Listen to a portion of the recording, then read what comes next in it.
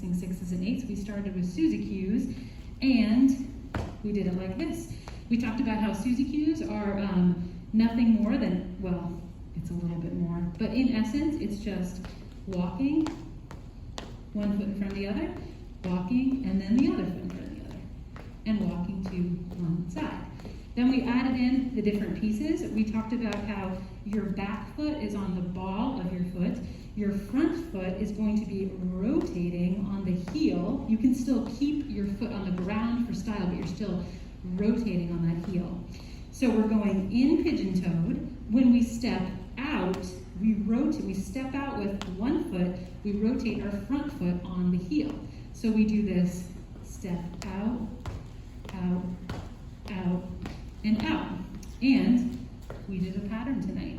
Went like this. We did 5, 6, 7, 8. 1, 2, 3, 4, 5, 6, 7, 8. 1, 2, 3, 4, 5, 6, 7. We did those through. 3, 4, 5, 6, 7, 8. 1, 2, 3, 4, 5, 6, 7, 8.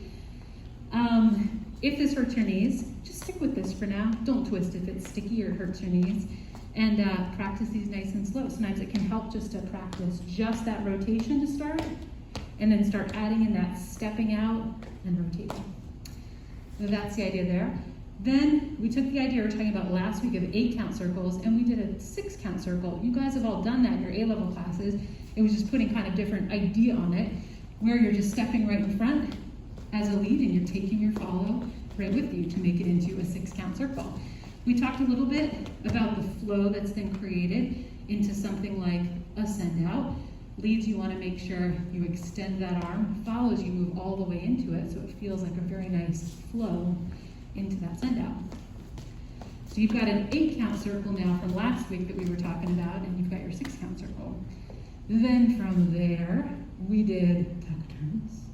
We talked about the difference between them. So we did our basic 6-count tuck turn. Maybe we'll do it from the back. So rock, step, triple, triple, versus the send out. Talked about how the send out, you guys got it right when we asked. Send out is very linear. We will show it from here, I suppose. Boom. Straight back, straight out. Tuck turn is very rotational. Boom, ba, da, dee, da, da, dee, da. Send out also has some distance that the follow moves away from the lead to create this nice stretch, versus the tuck turn is right beside your partner. Then from there, did I miss anything so far? 8-count tuck turn. So we talked about this idea where we keep that momentum going and make it into an 8-count tuck turn. A walk, walk, triple step, a rock, step. We talked about 2 ideas, actually 3 ideas. One is that the leads are keeping that momentum going by continuing to walk forward. Just a little bit of forward momentum helps a lot. The other is sometimes it can help to give a little bit of stirring that pot leads to kind of get the follows around. Third thing we talked about were things that follows can do. One is make sure that that arm that is turning, if we just kind of go slowly around, Becca keeps it in front of her so that she stays as like one concise following unit.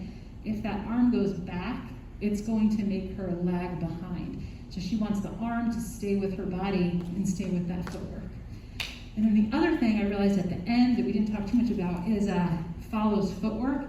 One thing you can practice at home follows, if I turn into a follow for a minute, Becca will do it with me, but you can practice turning on the line. So rock, step, triple step, you walk, walk, triple step.